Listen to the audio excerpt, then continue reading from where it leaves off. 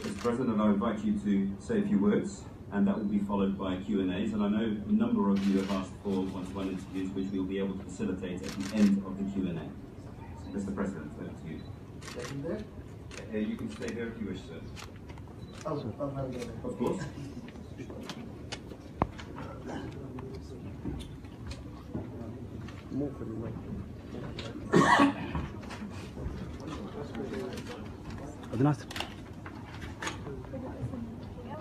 Sorry.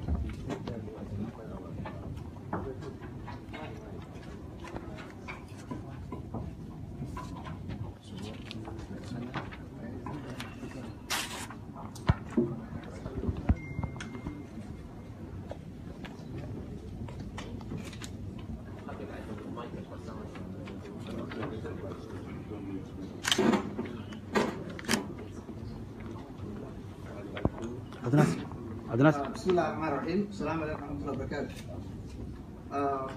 Thank you for having me. It's a great pleasure to be with you today. And thank you for giving us the opportunity to come and discuss the current situation in Somalia and particularly in Puntland, and also to give you a briefing about the relationship between UAE and Somalia. First, I would like to talk about the strategic importance of Puntland as a state in Somalia. The state of Puntland lies at the northeastern part of Somalia. It occupies 1/3 of the Somali territory and comprises 1/4 of the Somali population.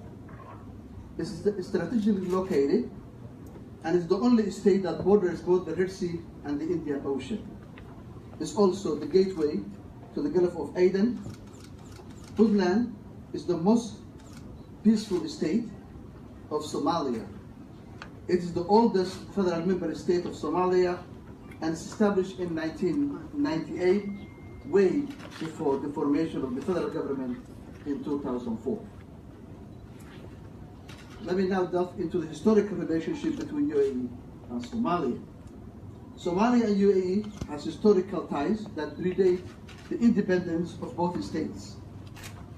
UAE is the biggest trading partner of Somalia. Thousands of Somalis sought safety and succor in UAE after the collapse of the Somali state.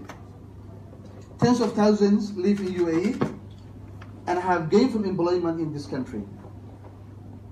Moreover, UAE is and has been a strategic partner in the fight against terrorism, illegal human trafficking, illegal fishing, and piracy. Their support is vital and is indispensable for the safety of the Somali people. Recently, DP World have signed an agreement with Puntland. It is the biggest investment in Puntland since the collapse of the state in 1991. This investment is important for the development in the region, creating thousands of jobs for the unemployed youth. It also creates a network externality which brings more and more investment to Puntland. It also contributes to the security and development of Somalia, what we call the security development nexus. You cannot have development without security, and you cannot have security without development. Now, Somalia is the federal government. Why do we have chosen, and it's important to understand the concept of federalism in Somalia? The idea of federalism was to establish a state government is responsible for certain government functions whilst ensuring federal government that upholds the nation's unity. Somalia's collapse of 1991 was the result of centralized power and the Mogadishu city state. Somalia is not Mogadishu, and Mogadishu is not Somalia.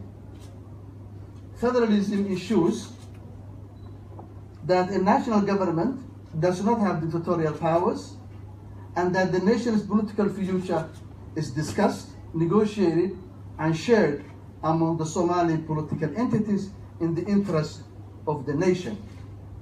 We support a federal government that upholds the federal constitution by protecting the federal government's rights and also respecting the rights of state governments in their areas of jurisdiction. It's important to understand that under federalism, all government powers is exclusive, concurrent, or residual. Residual means powers not explicitly declared in the federal constitution belongs to the states.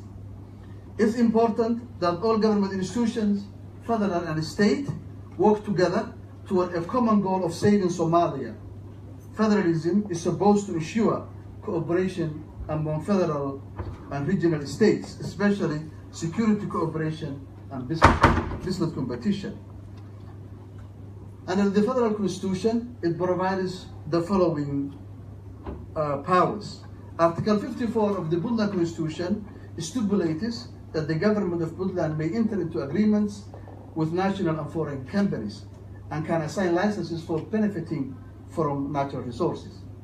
Also, Article 142 of the Federal Constitution stipulates until such time that all federal member states of Somalia are established and the adopted federal member state constitutions are harmonized with the Somali Federal Constitution, the federal member states existing prior to the provisional adoption of this provisional constitution shall retain and exercise the powers endowed by their own constitutions, accepted by both constitutions. Thank you again for having me, and I will welcome your questions, and if you may have some. Thank you.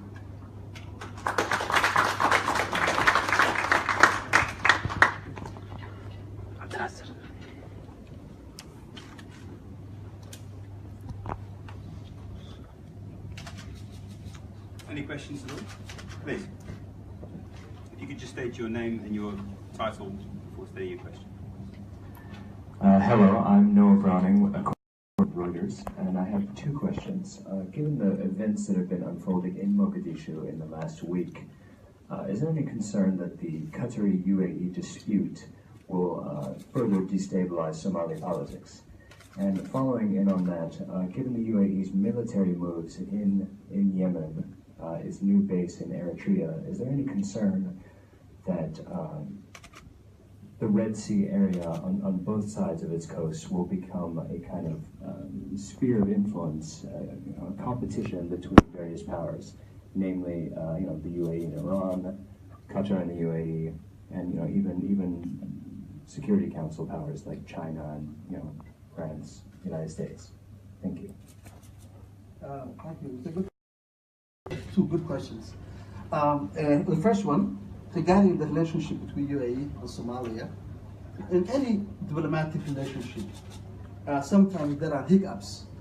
We believe this dispute will not last long because the relationship and brotherly cooperation between Somalia and UAE supersedes and is more important than the arguments.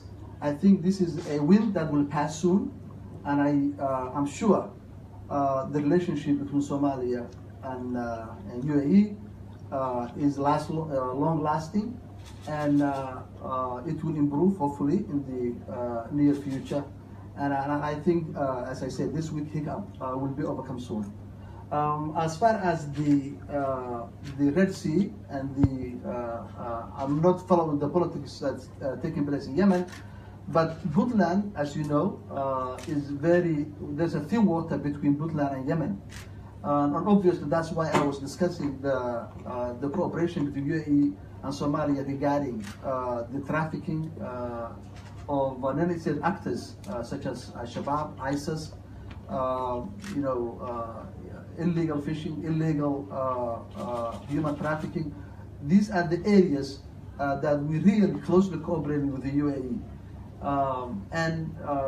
Puntland being the gateway to the Gulf of Aden and to the Middle East, it makes it more important for us to have that relationship and that support from the UAE government.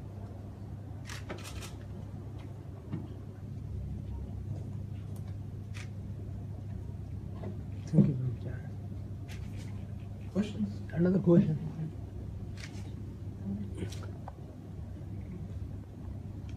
Yes. Question.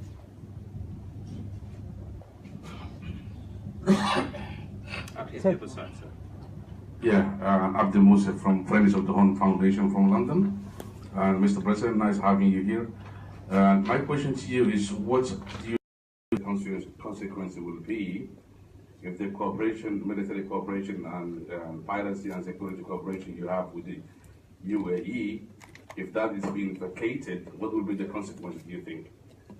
I hope, God forbid, that will not happen.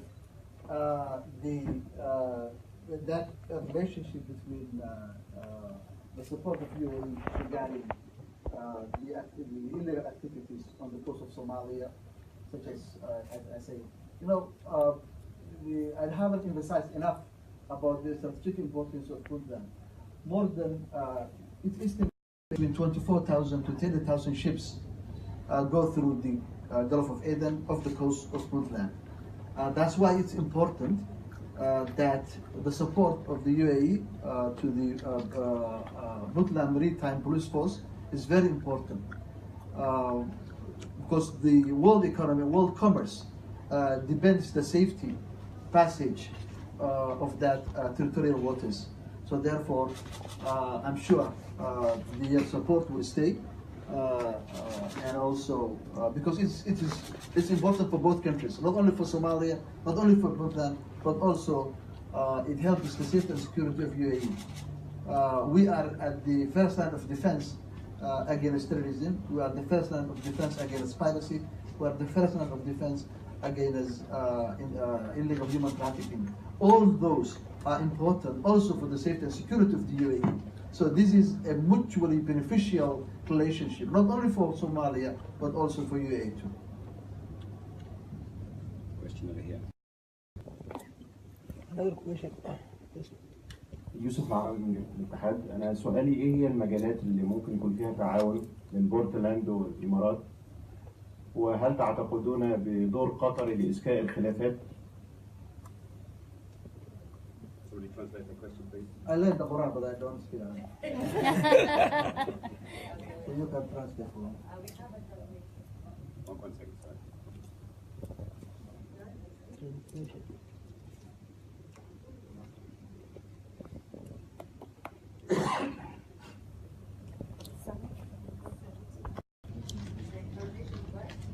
You just relay the question. Perhaps, Sana, you could just relay the question for me.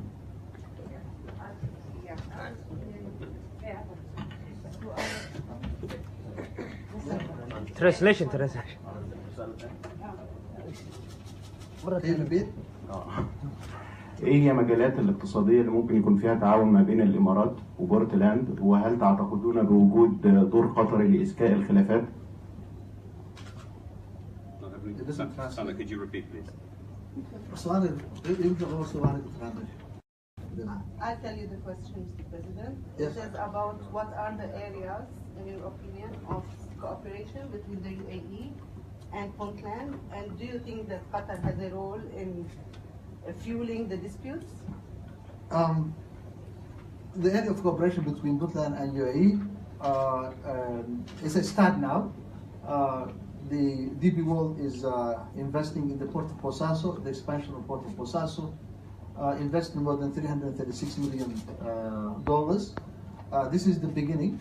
We're expecting more in the area of industrial zones, free zones, infrastructure development, cooperation in the area of security. As I said, the UAE is supporting Puntland Maritime Police Force, over 2,000 men who are engaged in protecting Puntland and Somalia from all kinds of illegal activity that I have already mentioned.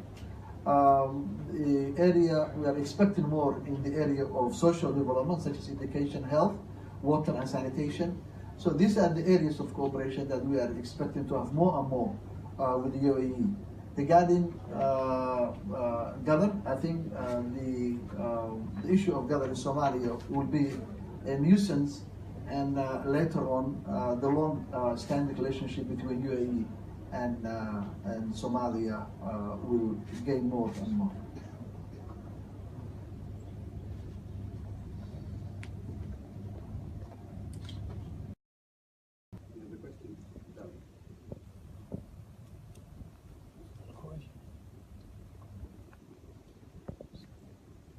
I'm Charlie Mitchell from The National, a newspaper in Abu Dhabi. There seems to be a consensus that the central government in Mogadishu is unable to provide many of the things that the states in Somalia require. It seems that that's part of the reason that Somalia ended up getting involved to an extent in the Gulf dispute. So I wondered if you disputed that notion, and if and sort of where you saw the future of Puntland within that backdrop. Obviously, you are stating the facts, and that's true, because the reach of the federal government is very limited regarding Somalia. It's our government, it's our federal government, obviously, but at the same time, this country is getting out of the long civil wars, and it takes a while for the collapsed state to bring those pieces back together. We are in the process of doing that. We are in a healing process. We need to address these issues very carefully, bringing back Somalia, and making it a viable state will take a while, but we are getting there. We see the light at the end of the tunnel, but we can reach there by consensus, mutual understanding between the center and the periphery, and we're doing that. And hopefully we will gain our lost bounty, and Somalia will be a useful member among the community of nations soon, and we got it there.